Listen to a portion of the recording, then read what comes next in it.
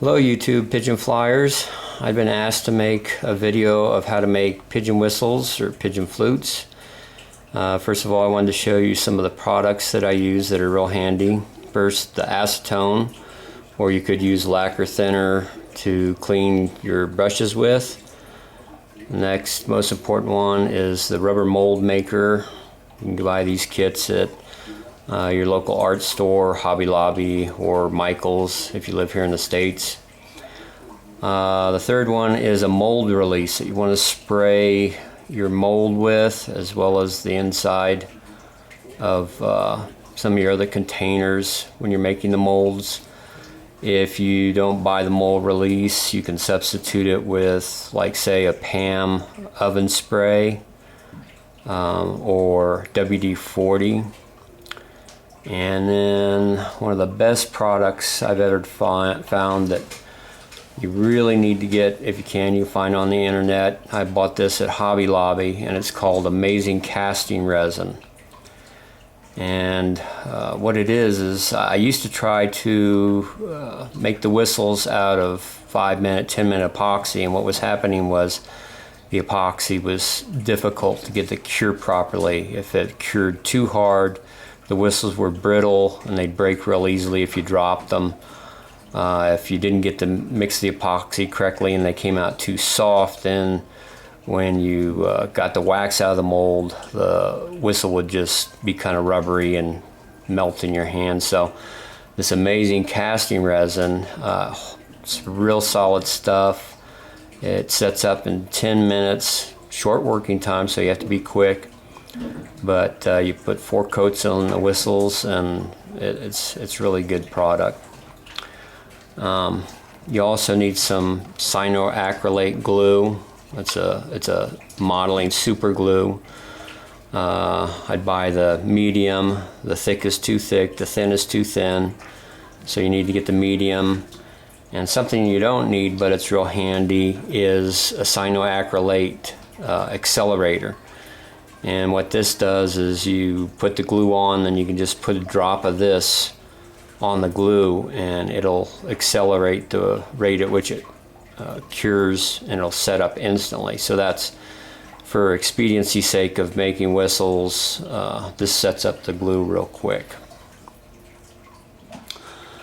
These are some other items that come in real handy. If you buy some Dixie cups for mixing up your epoxy and your casting resin with.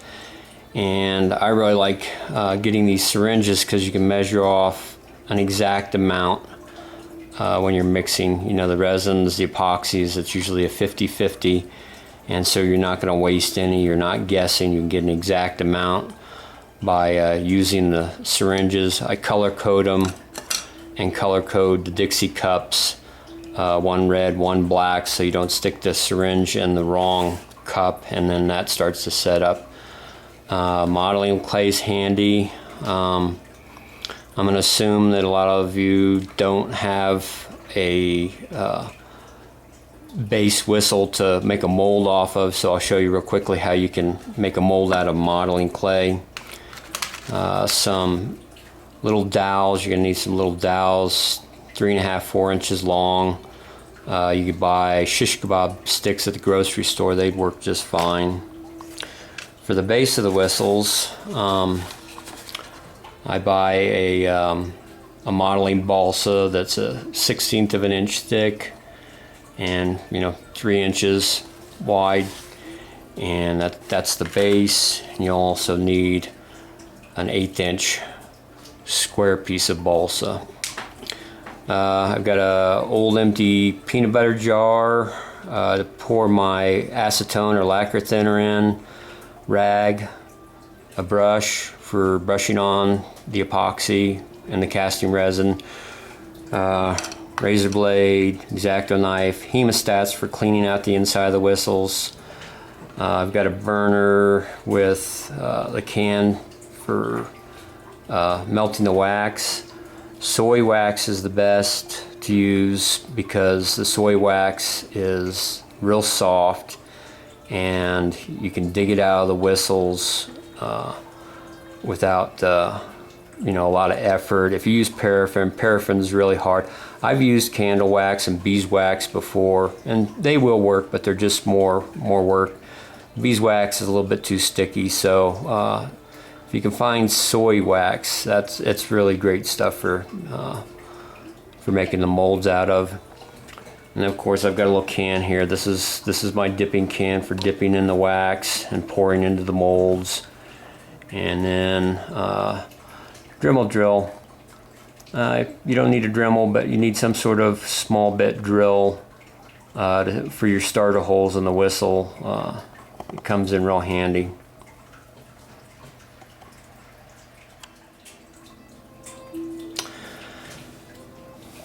If you don't have a whistle to make your first mold out of, you need some knowledge about the whistle. And so what I've done is I've gone on the internet and gotten this scale of degrees. This is a 0 point. This is 110 degrees. And this is what I found to be the basic angles of the top face of that whistle. You can see that's right there. Here's another one. There's a little rounded one.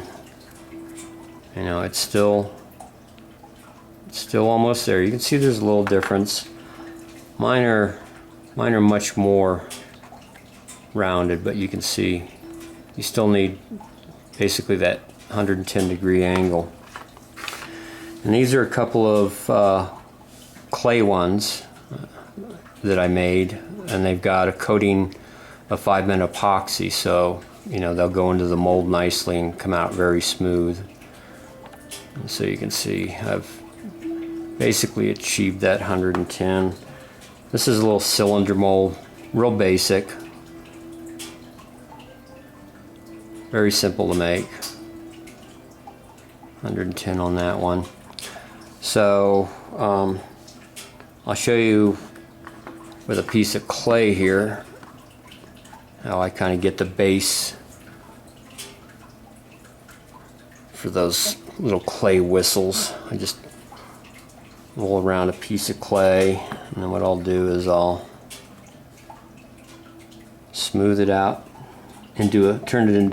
roll it out into a cylinder shape.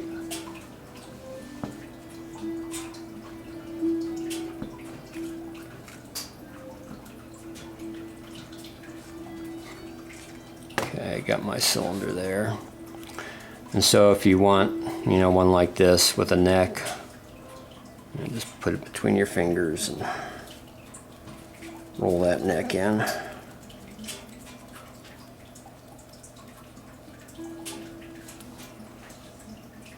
And then we'll want to, that front face is longer, so you want to, on that angle, so I'm going to make that angle a little longer. And then that back side is a little shorter. I'm going to take this and see what I got here. Yeah, that's just about right on. And so then it's just a matter of keeping that angle and refining it. I'm not going to spend a lot of time on this and make a perfect clay whistle for you to see. You can see it from this stage and just kind of mold that shape.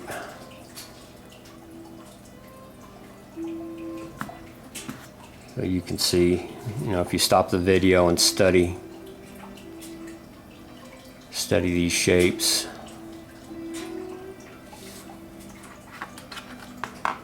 mine are much more rounded. Okay, I think it's time to start pouring some molds. The next step is to make the mold for the molds that we've made. So I've got plenty of this style mold, so on this run I'm going to make the cylinder mold. You need a container to hold the mold, and I've got my 50-50 parts of the liquid rubber compound, And I've got my release. Like I said before, you could use WD-40 or the PAM, excuse me, PAM oven spray. And so what I'll want to do is just spray the inside of the container here with this little shot of that. And I'm going to do a little shot here on this whistle mold. And then what I want to do is pour in my two parts here.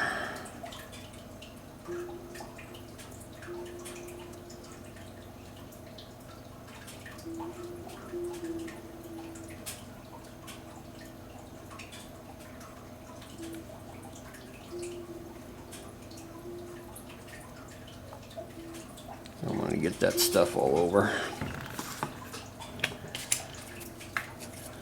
And give it a stir, you know, without making bubbles. You don't want to do bubbles.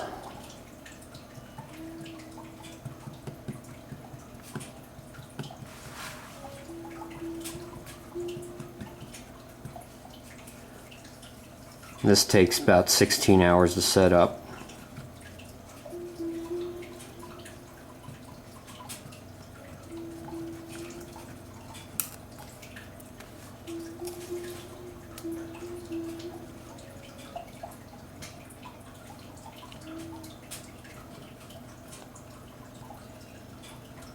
Okay, that's pretty good. And so then I've got the two dowels on here just to hold it.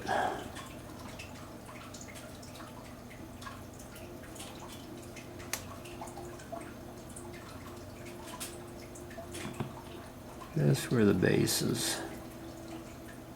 Just to the edge of the base, like that. So that's going to take 16 hours, and I want to keep moving on this video. So for expediency's sake, I've kind of faked this next little part. So the next day in the morning, or whenever, you want to cut off your outer container, and then you'll end up with something like this. And so you just want to cut this halfway through, and you can see I'm faking this. I've already got my slit there. And so you just want to run that razor blade through and just keep doing it until you can feel that inner mold. And then once you think you're there, you want to pry it open and pull out. That's my fake. And so then you have your mold, and we're good to go on to the next step. The next step is pouring the wax into the wax mold that you've just made. I've got some in different stages here. So you would heat up your soy wax to the point where you don't want it too hot and you don't want it too cold, but just kind of in the medium range. If it's too hot, it's going to want to leak through that seal. And so I've got a can, I've kind of bent it so it has a little lip there so you can easily control. So I'm going to fill that one up right up to the top like that. Dump the excess back in, keep it hot. And you can see these are setting up already. And what I use for the stem on these molds is kind of like a dowel, shish kebab stick that you can find at the grocery store, will work quite well. And once they've gone from this stage and they're starting to cool down, they'll kind of sink in there. You want to put this in right at this stage when that's still soft, but you don't want to push it in so far just to push it out of the other side, the head of the whistle. I'll do the same here. And let those cool. This one's cooled quite a bit. See if we can pull this one out of here. You just want to open that seam real carefully and pull that out. And so there you have your whistle. There's going to be a few imperfections on the outside, and what you can do is you can either scrape them off, but the way that I found is the easiest is to dip the whistle back into your hot soy. And what you can also do when you do that is the longer you leave it in the hot soy, you can make the whistle tiny like that if you leave it in for a long time. And what this does is it creates a high-pitched shrill whistle. Or you can dip it in, pull it out quickly, let it set up, dip it in again, dip it in. This has probably been re-dipped probably, I'm guessing 4 or 5 times off of the original pattern. I do like the sound of the original pattern, which is this one. But you can see a little shriller here, medium tone, and then when you get into this heavier one, you get a deeper tone off of that. You just put it in the wax, swish it back and forth, and just pull it out and examine it. Okay, now I want to see what shriller sounds like. Dip it again, make it thinner and thinner and thinner. My problem is when you get this neck too thin, then when you go in to scrape out the wax with your scraping tool, it gets a little more difficult because this channel is so narrow. And you can see now these are starting to set up. This one's getting close to where I can put that dowel in. See if these are set up enough.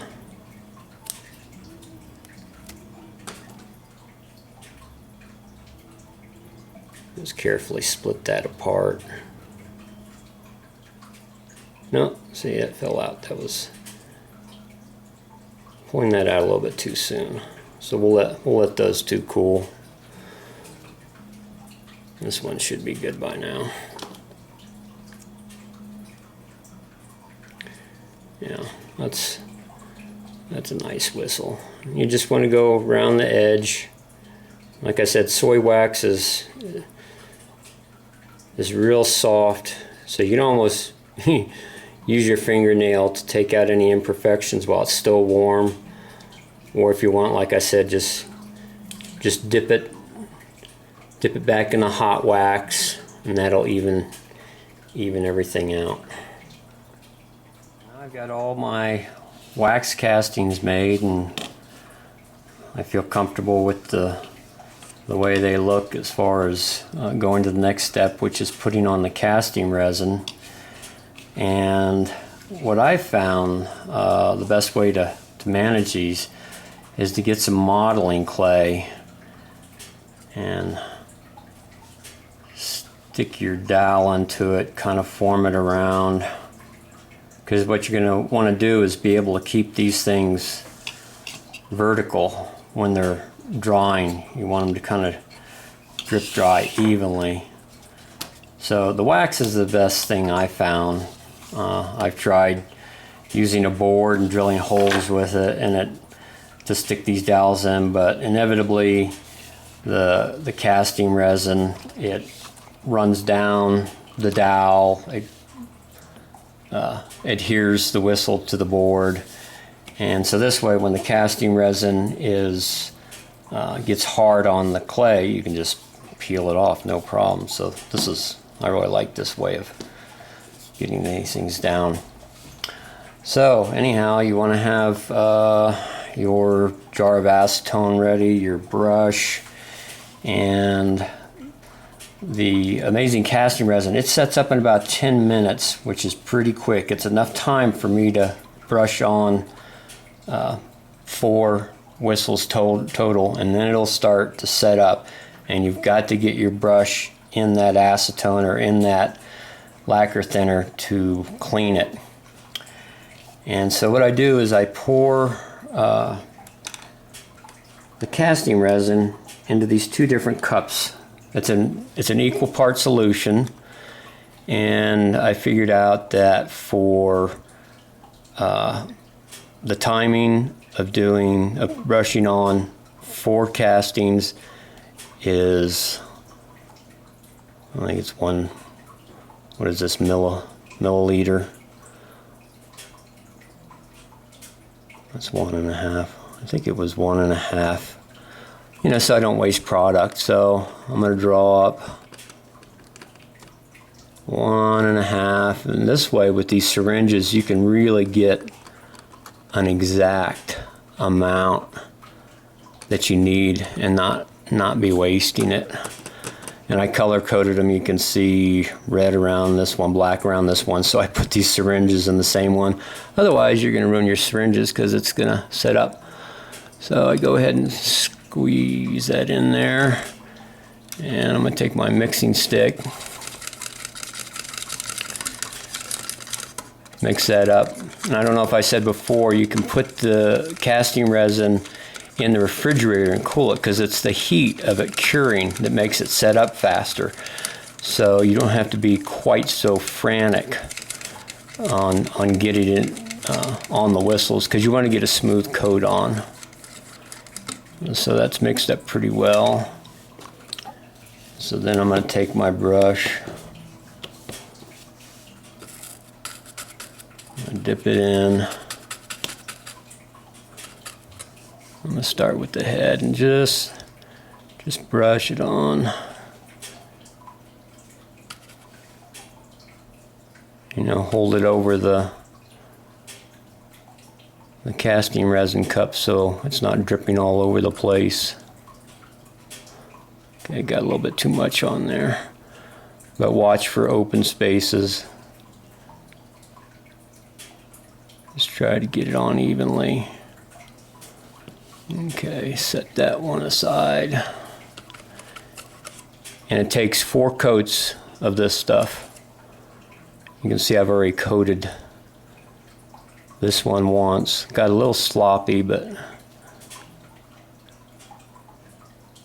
on the neck of it you can see that it's a little bit lumpy, and that's just because I was going faster than I should have. This is going to be a little bitty shrill sounding guy. I think he was the last one I was putting it on when the resin started. They call it kicking, when it starts to set up, when the resin starts to kick. So, you know, then you don't get that nice smooth finish that we want. See, it's already starting to set up. So you can see it getting lumpy and gumpy. So I'm going to have to wipe this real quick.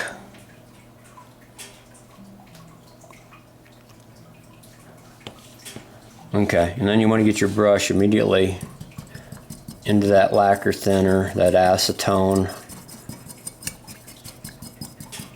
because otherwise you're going to be going through a lot of $1.50, $2 brushes.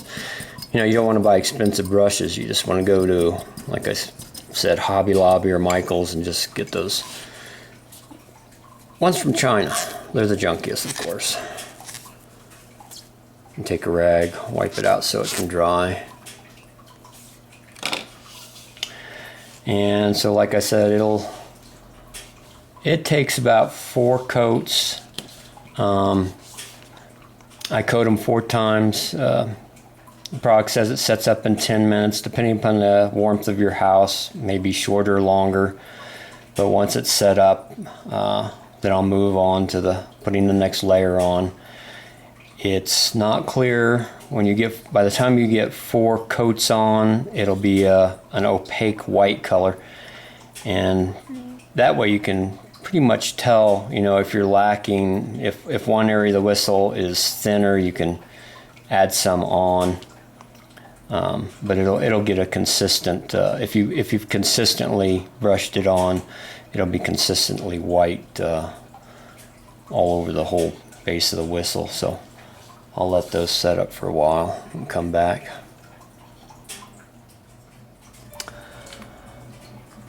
So the whistles now have 4 layers of the casting resin on them, and they've turned white. When they turn white, you know that you've got plenty of thickness, You can see the overhanging drips here. I was kind of quick in doing the process for the video, so I got a little bit sloppy, but these are still, they'll still work out nice. And so now what I need to do is trim off this excess, the drips there.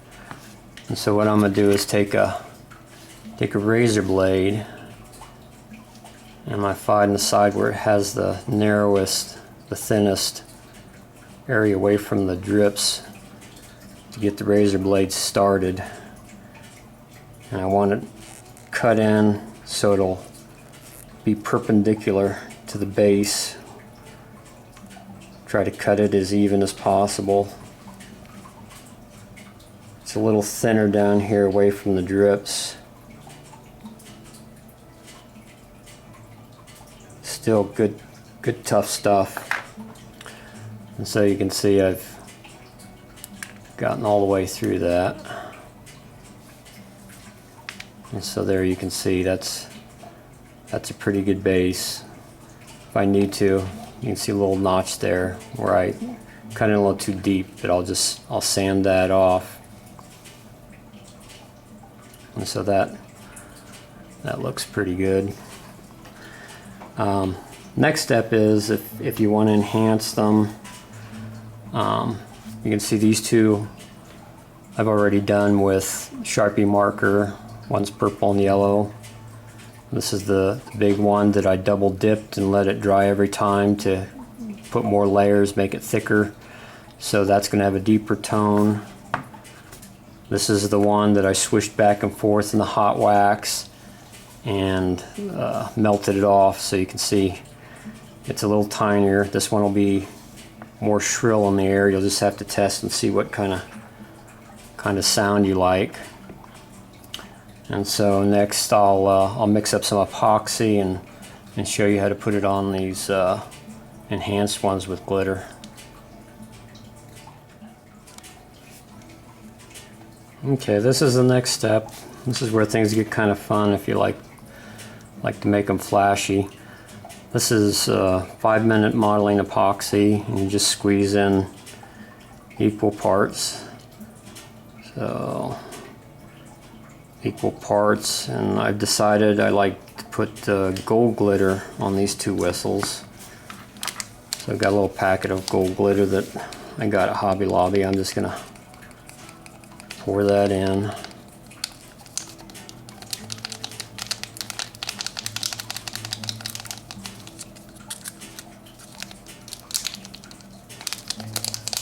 Okay, I think that's enough.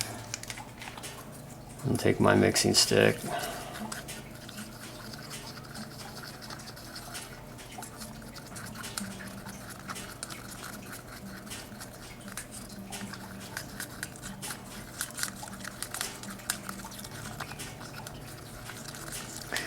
And you can also, if you want to time delay the 5-minute epoxy, you can put it in the refrigerator, since it cures with heat, to kind of slow it down if you're doing multiple whistles at one time. Okay, that's probably enough mixing. So I'm gonna dip my brush in there, get it all goopy.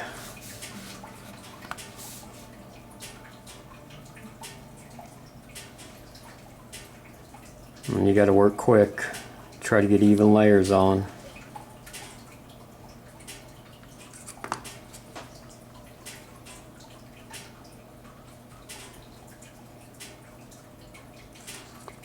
You can get it on thicker in some places than others, and then just kind of go back when you're smoothing it out.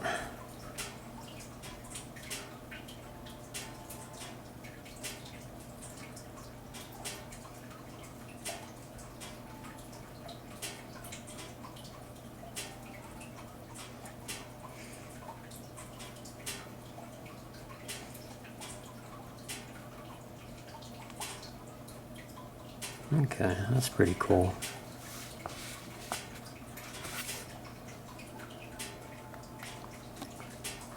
The red one.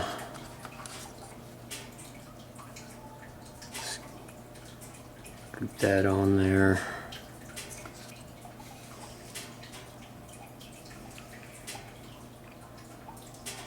You can just kind of slop it on, and then once it's on, because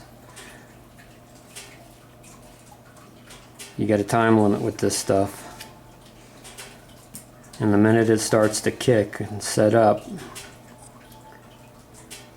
you kind of need to have everything right where you want it, because you want to get your brush and the acetone and the lacquer thinner as quick as possible. So that's really neat. Kind of glittery. So I'll wipe off the excess off of my brush, and then get that brush and the epoxy. You want to save your brush. I've done a lot of whistles with this brush, but you gotta take care of the brush by cleaning them right away.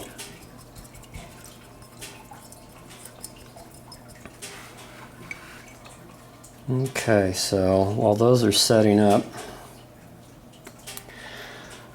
once they've set up, and then say if you have a whistle you don't really care about enhancement, you need to clean the wax out. So you pull your dowel out, and I've got a little tool here. It's for clay sculpting. It's got a pointy end, it's got a little curved end. And so I go in and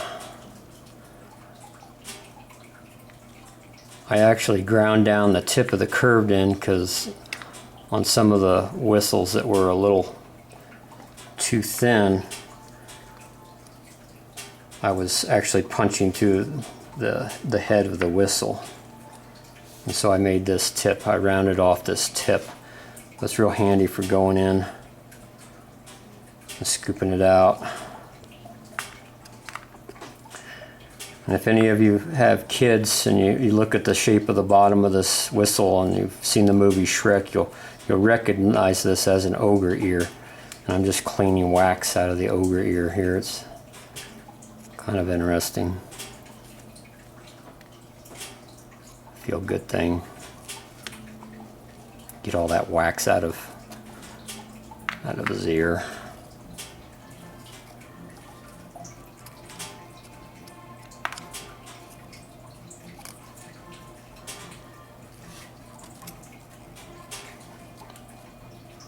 Okay, so anyways, you pretty much got the idea of got to clean all the wax out as best you can.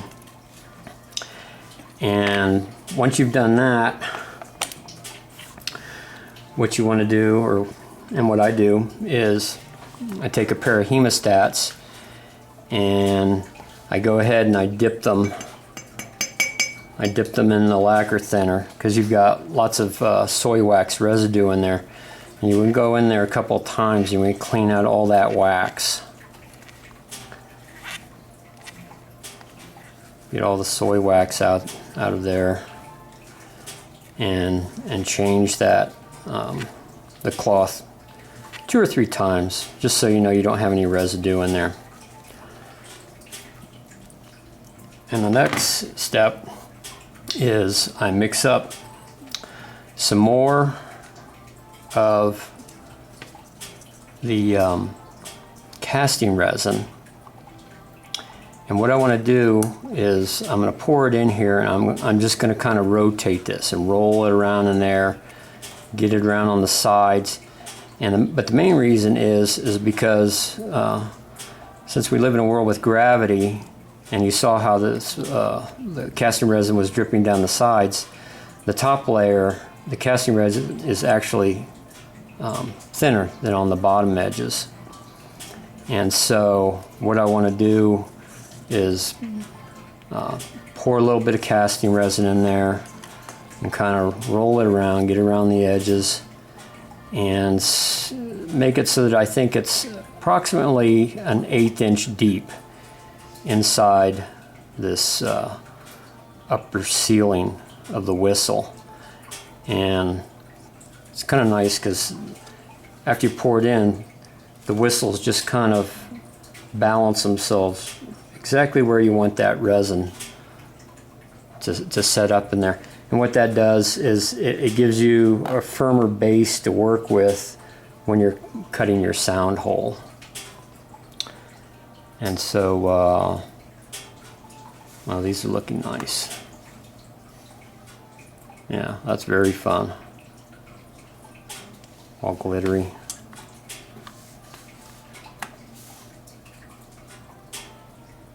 And that's 5-minute epoxy, so it's pretty much set up there. And that'll hold, keep a real hard, shiny gloss finish. So we'll move on to the next step of cutting that sound hole.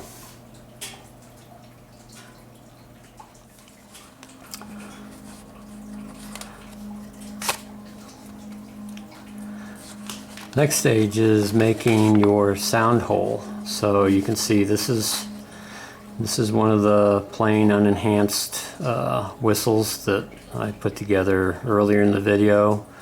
It's got 4 layers of the casting resin, and I put the extra resin down on the head of it to give it a little more thickness for carving the sound hole. And so here you can see this is a drawing with the basic shape. And what we have here is this is what they call the laminar flow. It's the flow that goes over the top of the whistle. And what we have to do is we have to split the laminar flow when we cut our sound hole. And so what we want to achieve is where the laminar flow comes up this lower ridge here, we want to drop this ridge down and curve it down into the inside of the sound chamber. And the top leading edge of this ridge we want to put to a real sharp point. This is what splits the laminar flow and actually makes the whistle sound on the whistles. And then by the time the whistle's done, this is basically what we'll have here. Is this is the dark area here is the interior of the whistle, and you can see this drops off a little lower so that when that laminar flow comes up here, it hits that splitting edge of the sound hole and splits the air, creates little vortexes inside, and that's what creates a whistling sound. So you can see here on this, if I hold this whistle beside it, you can kind of see from the side arrangement kind of what you want. And the opening of this, it's about an 1/8 inch, I'd say maybe closer to 3/32 in height. And then I usually go about 3/4, the opening's 3/4 the width of the whistle itself. And so and you can see it's the sound hole, it's dropped down about an 1/8 inch from that top point, from the apex there, where that splitting edge is. And so what I need to do is kind of give myself a basic area to where I'm gonna cut that sound hole. And it doesn't have to be perfect. I mean, you try different ways. So let's see, I'm gonna start right about here. You can see I'm about an 1/8 inch down. I'm just gonna basically draw a little line across there. It feels pretty symmetrical. Feels pretty good. And I'm gonna put some starter holes in with a Dremel drill. I found that to be the easiest. You know, it'd be pretty tough to take an X-Acto knife and just be scraping that open. So really the Dremel drill is the tool to use to get that opening started. So be a little bit of noise here with the Dremel.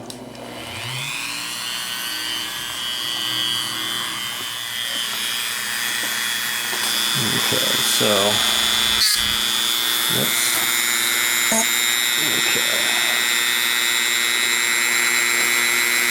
So I'm going to go into the basic angle that I'm going to be carving at. And I'm just going to drill holes in side by side.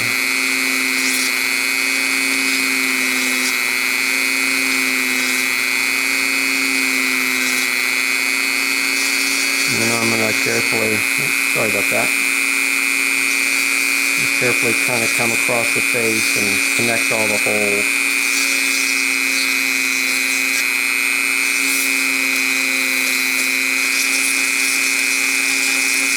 Okay, that's good.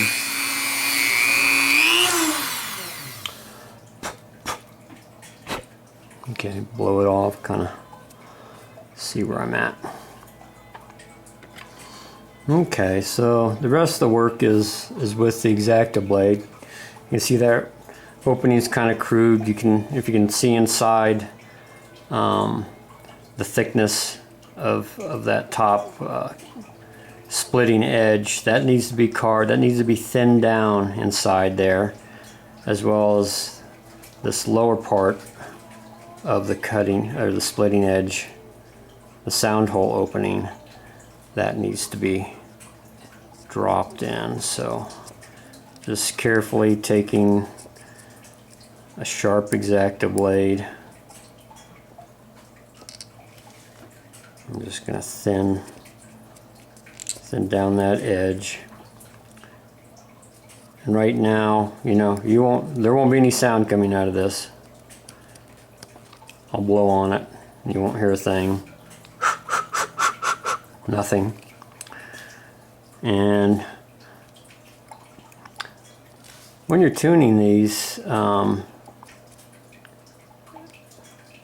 really, if you wanted to get fussy, they need to be tuned at kind of the ambient temperature that they're going to be used at. I mean, I find that they still work on my pigeons, even if there's a 20 or 30 degree difference in temperature.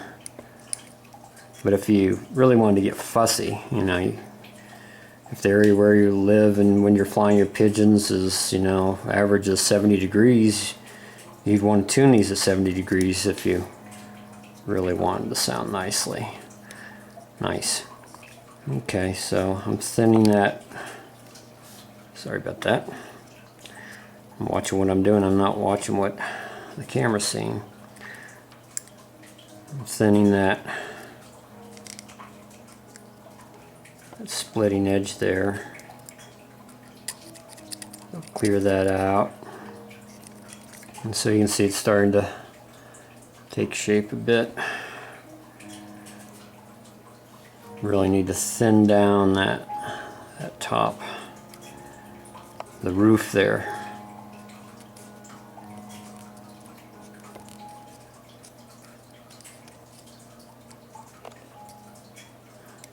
And this lower, this bottom, I want that to drop in.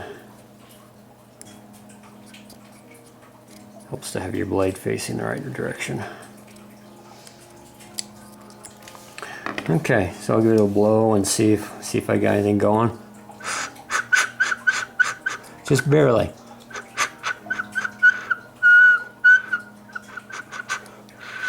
That's what you need to do. Just put it up to your lips and just test it. And you have to be careful. Like I said, this opening needs to be about 3/30 seconds.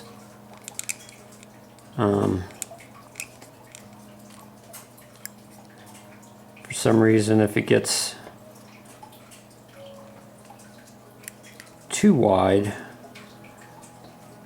you'll lose your sound. Drop this inside edge in a little more, and I probably ought to go back and drop the front edge of this down here, so that when that air is coming up, it catches on the that splitting edge. So you can see I'm gonna take a little bit off of there, so when that laminar flow comes up over the edge here, it drops down. It tries to go into the whistle, but the different layers of it split on that edge there. So I'll try it again and see what I got. Ooh, coming along real quick.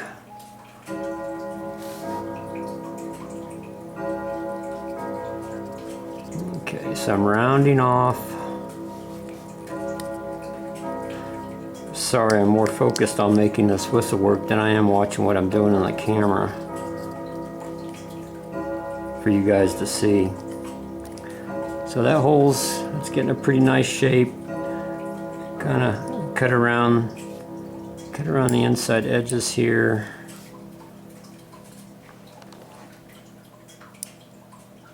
Sorry, my thumb's getting in the way. And I can see when I'm looking back inside here, I can see there's kind of a big chunk back in here that needs to come out, needs to be thinned down. You want the roof of that, even though you've poured and you've got that thickness in there with that the casting resin, you want to thin that roof down some. So I'm going to turn it upside down here, and I can see where it's a little bit thicker in there.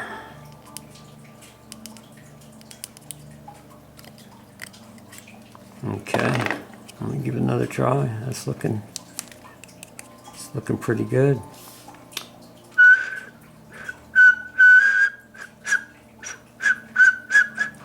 Almost there, so let's see.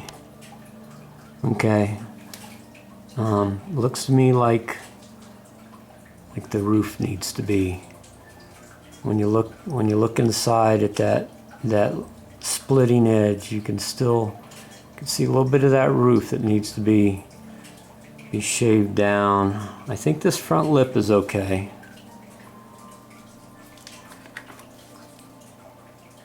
But I can see back in here. It's still a little heavy, so I'm gonna go in there and try to thin that down.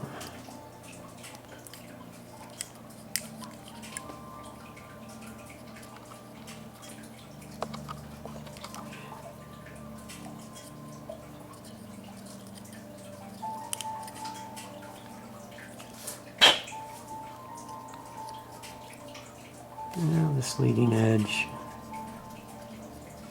maybe a little more there. Okay, that's looking pretty good. And I think it's going to start sounding pretty good here.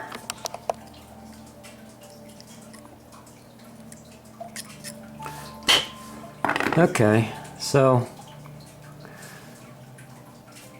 there it is from the side. It's kind of that's pretty much your basic shape. So let me see. I stick my thumb on the bottom. It's not going to work if you have that bottom open when you're blowing on it. So when I don't have a base on it, I hold my thumb on the bottom and put it up to my lips and blow.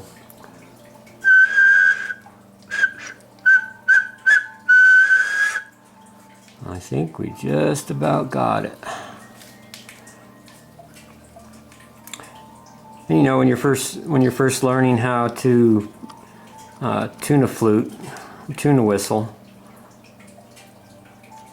you know, it'll take a few. You might get it right on your first one, and then your second one you can't get a note out of it all. You're just blowing air and wondering, well, what in the world? I had it once and I lost it. Okay.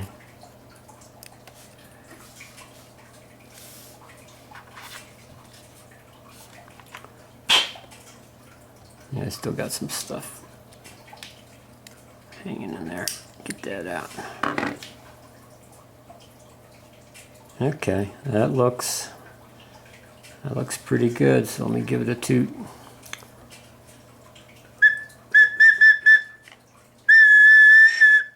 And that's about, you know, for this size of whistle, that's the tone that you get. That's actually my favorite tone. The ones that are tiny and are real shrill, they're pretty annoying. The larger ones, they get a little bit too low and husky.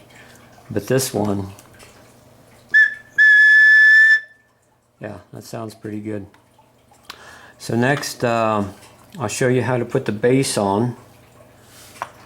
And the product that I use, the base and the platform, you need to get a 1/16 thickness balsa for the base that goes on the whistle, as well as the lower platform.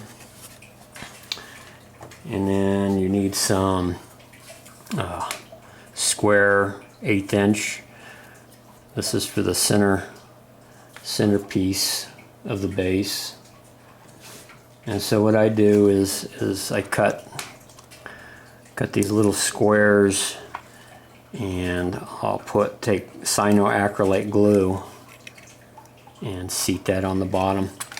And a lot of times, if and after you've cut all the dribbles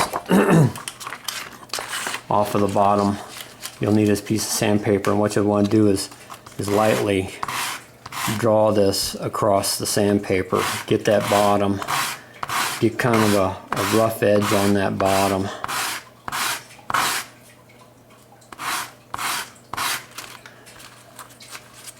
And then you want to check how it sits on the base. You know, check around the edges and say, you know, oh, that looks pretty good. So I'll get that stuff set up and come back and show you the gluing portion of the video.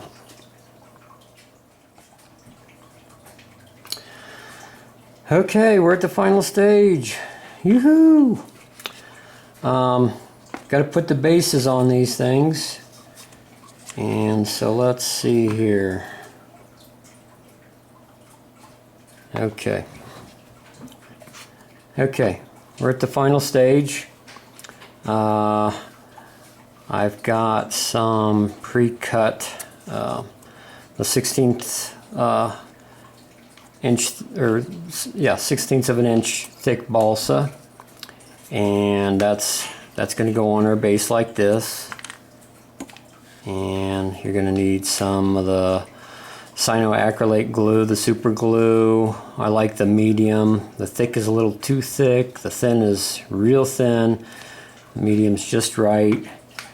And then there's what they call a kicker. It's an instant set. It's an accelerator for the glue. And it'll just make things proceed much quicker. And so what I'm going to do is and it's always good to wear you know, some protective eyeglasses when using this stuff. So I'm going to put some glue around the rim of this, and then I'm going to set it. I've got to reset my camera angle here a little bit. Set it on that base platform. And I've got kind of a dauber here in the accelerator. I'm going to put that around the edge. And that will instantly set up that base. Now I'm going to take an X-Acto. I'm going to trim the edges of the base there.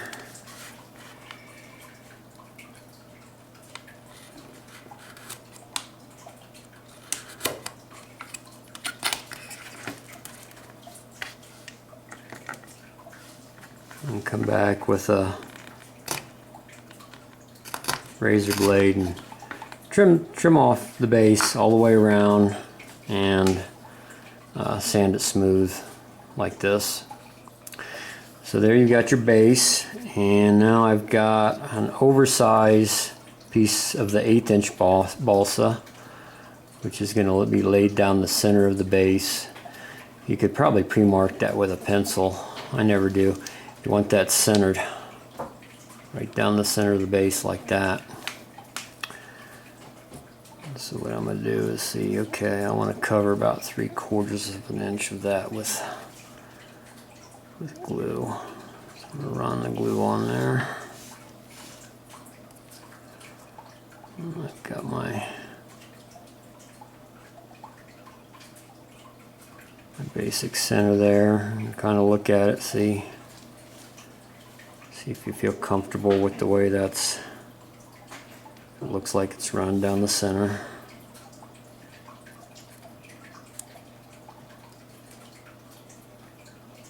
Okay, I think I'm gonna like it right about there.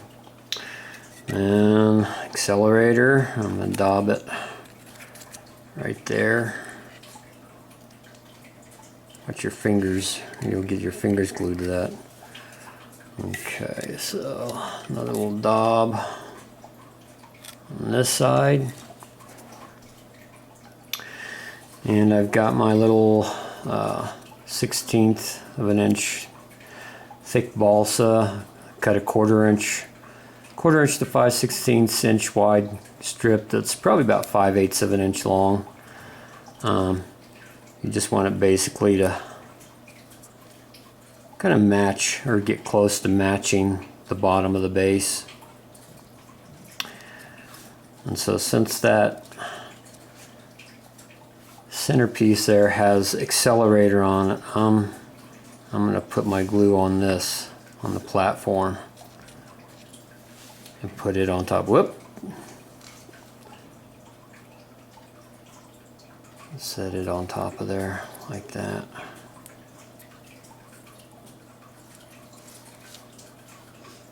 Okay, so you got, it's a little off center,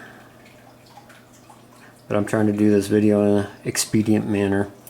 So there you have your base, and then what I'll do is I want to cut that notch, or actually I sand the notch for where the wire tie goes in, and I just take a piece of sandpaper and some thin double stick tape and tape the sandpaper over, you know, about an 1/8 inch little strip of balsa.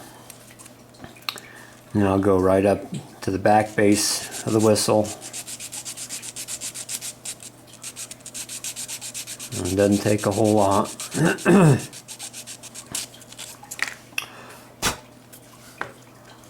Start to cut that groove in there, or sand that groove in there.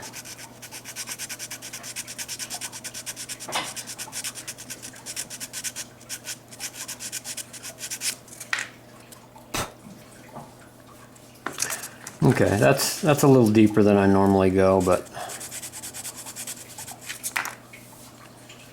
that way you can see it. And then what I'll do, trim off that excess. Take my razor blade here, cut off the excess. And you can also kind of take off the hard edges of that.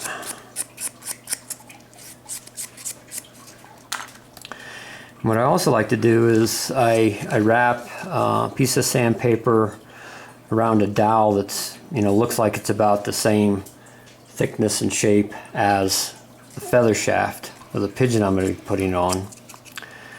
And I'll take it and I'll sand up and down this channel.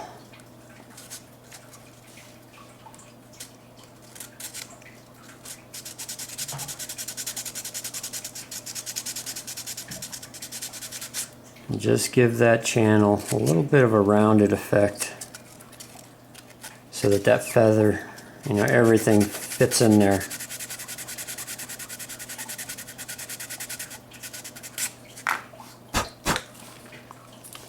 Yeah, I think you can see that's rounded so that feathers fit down in that channel.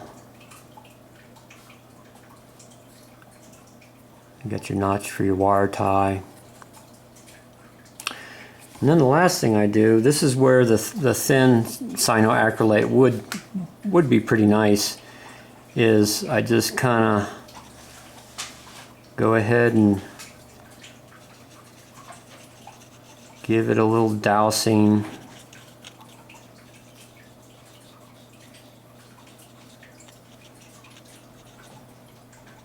All around the edges. That'll waterproof it, and it'll make that whistle real tough. Maybe take a little piece of balsa and kind of wipe off the excess.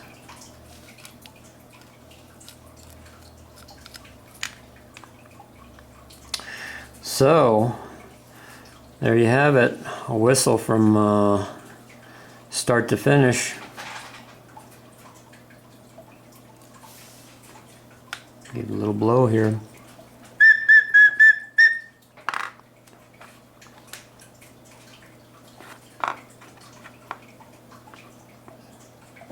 Okay, I'm done.